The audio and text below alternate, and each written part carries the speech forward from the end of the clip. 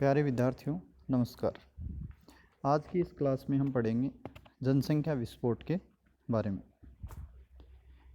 जनसंख्या विस्फोट क्या होता है, किन कारणों से होता है, इसके क्या परिणाम रहते हैं, उन सभी बातों पर इस क्लास में हम डिस्कस करेंगे। जनसंख्या में तीव्र गति से होने वाली वृद्धि को जनसंख्या विस्फोट कहते हैं। संयुक्त राष्ट्र की एक रिपोर्ट के अनुसार वर्ष 2019 से 2050 के बीच भारत की जनसंख्या में 273 मिलियन वृद्धि होने की संभावना है एवं भारत संभवतः 2027 तक विश्व का सर्वाधिक जनसंख्या वाला देश बन जाएगा।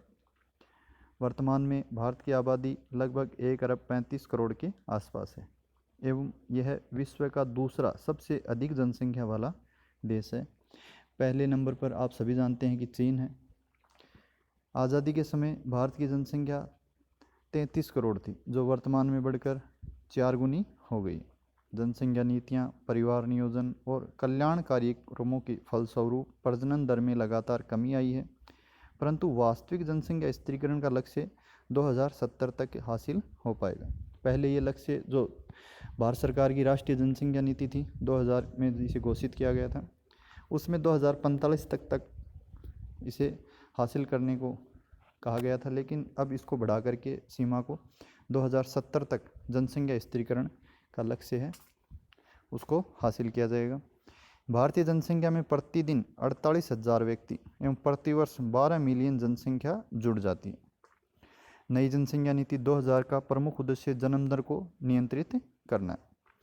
अटल बिहारी सरकार की ओर से सन 2000 में गठित वेंकटचलैया आयोग ने जनसंख्या नियंत्रण कानून बनाने की सिफारिश की थी, लेकिन अभी तक जनसंख्या नियंत्रण कानून भारत में बना नहीं है। भारत की 50% से अधिक समस्याओं का मूल कारण जनसंख्या विस्फोट है। जनसंख्या विस्फोट की स्थिति से निपटने के लिए वर्तमान में कड़े नियम और कानूनों की आवश्यकता है। खासकर विकासशील देशों में जनसंख्या विस्फोट गहरी चिंता का विषय है, क्योंकि विकासशील देश हैं, वहाँ पर एक तरह से जो जनसंख्या विस्फोट है वो हो रहा है। ज़्यादातर इसमें एशिया और अफ्रीका के देश आते हैं। इसको नियंत्रित करने के लिए लंबे समय से कोशिशें की जा रही हैं। अब देखते हैं जनसंख्या विस्फोट के प्रमुख कारण कौन कौन से। इसमें पहला कारण है बढ़ती जन्म दर, दूसरा है शिशु मृत्यु दर में कमी, जीवन प्रत्याशा में वृद्धि। यानी ये तीनों ही जो कारण हैं वो बेहतर चिकित्सा सुविधाओं से जुड़े हुए हैं। यानी चिकित्सा सुविधाएं बढ़ गई हैं, जिसके कारण से एक तरफ तो जन्म दर बढ़ रही है, दूसरी तरफ जो अधिक उम्र के वृद्ध जनसंख्या है वो भी जीवन प्रत्याशा में बढ़ोतरी दर्शा रही है, तो जिस कारण से जनसंख्या विस्फोट की स्थिति उत्पन्न हो गई। चौथा कारण है आप्रवास में वृद्धि, यानी दूसरे देशों में जो लोग बसे हुए हैं उनका अपने देशों की तरफ गमन कर जाना। पांचवा है निम्न शैक्षिक स्तर, परंपरावादी समाज, यानी बेटे को ही भारतीय जो समाज है उसमें महत्व दिया जाता है, क्योंकि पितृसत्तात्मक व्यवस्था बनी हुई।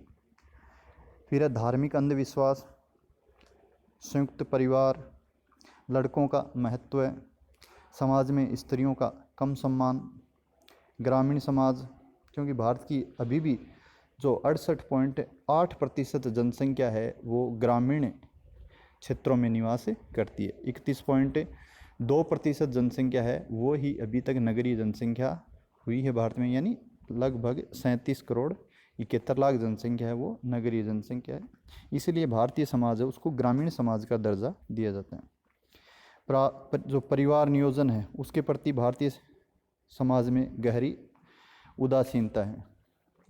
इसके अलावा जो सरकारी नीतियां हैं वो भी कुछ हद तक इसके लिए जिम्मेदार है, क्योंकि जो कठोर जनसंख्या नियंत्रण कानून जनसंख्या स्थिरीकरण को लक्ष्य को प्राप्त करने के लिए आवश्यक थे वो अभी तक भारत में बने नहीं हैं, जिस कारण से अभी भी भारत में जनसंख्या वृद्धि तीव्र गति से हो रही है और ये जल्द ही भारत विश्व में प्रथम स्थान पर जनसंख्या के मामले में नजर आएगा।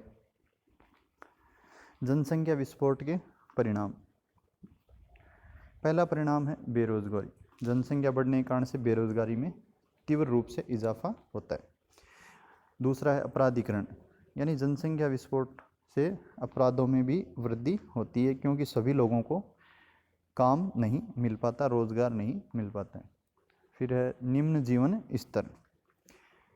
चौथा कारण है, परिणाम है पर्यावरणीय निम्नीकरण, भूखमरी और कुपोषण। जनसंख्या विस्फोट के कारण से भूखमरी की स्थिति आ जाती है। ग्लोबल हंगर इंडेक्स है, उसमें भी भारत का स्थान है वो काफ़ी ऊपर है। देश के संसाधनों पर दबाव बढ़ता है जनसंख्या वृद्धि के कारण से। जनसंख्या वृद्धि के कारण निर्धनता में वृद्धि होती है, और जो गरीबी का दुष्चक्र है वो लगातार चलता रहता है, यानी पीढ़ी दर पीढ़ी निर्धनता उसी परिवार में बनी रहती है। इससे देश का विकास है वो प्रभावित होता है, क्योंकि भारत सरकार को जो जन कल्याणकारी नीतियाँ बनाती है, जो जिस जनसंख्या को ध्यान में रखकर बनाई जाती हैं, वो जनसंख्या नीति के लागू होते होते बहुत ज़्यादा बढ़ जाती है। आवासीय समस्या देखने को मिलती है, क्योंकि जनसंख्या बढ़ने के कारण से जो परिवार हैं उनका आकार बढ़ रहा है, और उस बढ़ते हुए परिवार के लिए 1 या 2 कमरों में रहना संभव नहीं हो पाता, इसलिए आवास की समस्या भी उनके सामने उत्पन्न हो जाती है। चिकित्सा सुविधाओं पर दबाव। बढ़ती हुई जनसंख्या के कारण से डॉक्टर्स हैं या चिकित्सक हैं वो उसी अनुपात में नहीं बढ़ पा रहे हैं, या उनके लिए चिकित्सा सुविधाएं उसी अनुपात में नहीं बढ़ पा रही हैं। ये भी एक जनसंख्या विस्फोट का परिणाम। पारिवारिक विघटन एवं व्यक्तिगत विघटन देखने को मिल रहा है। इसके अलावा सामाजिक विघटन भी जनसंख्या विस्फोट के फलस्वरूप नजर आया है। स्वास्थ्य सुविधाओं का अभाव हुआ है जनसंख्या विस्फोट के फलस्वरूप। जनसंख्या विस्फोट के कारण से जो कानून व्यवस्था है उसमें भी गिरावट आती। तो ये आपने देखा इस क्लास में जनसंख्या विस्फोट क्या होता है, जनसंख्या विस्फोट के क्या क्या कारण हैं, और जनसंख्या विस्फोट के जो परिणाम उभर करके सामने आते हैं वो कौन कौन से हैं। धन्यवाद।